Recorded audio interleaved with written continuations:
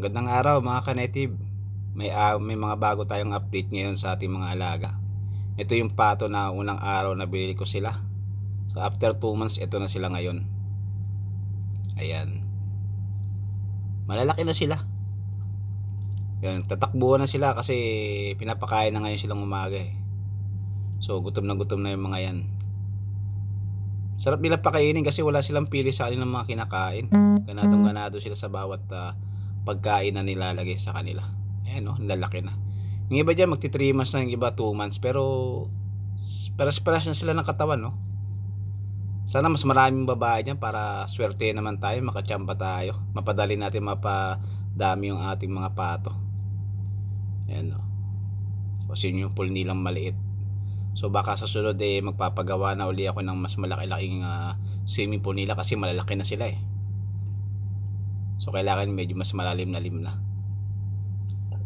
Ayan, lakas sila kumain, no? Tuwan-tuwa sila. Sarap nila panoorin. Kasi lalakas kumain.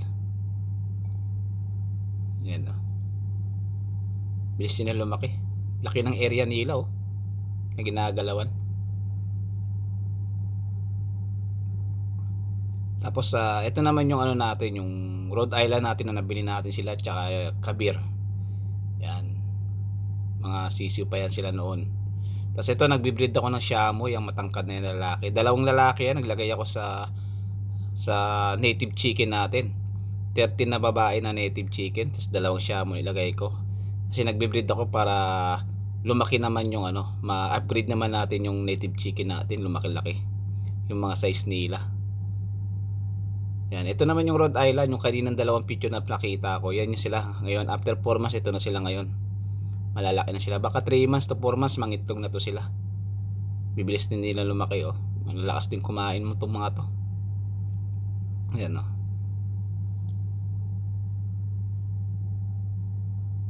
So ito naman yung yung mga Shamo. Kasama yung may mga konting native dyan.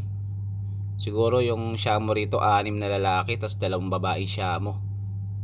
Tapos 12 yata yung babae na native. Ina-upgrade ko rin dito yung mga native dito sa kabilang net. Yan. Sayang, 2 lang yung Shamo kong babae.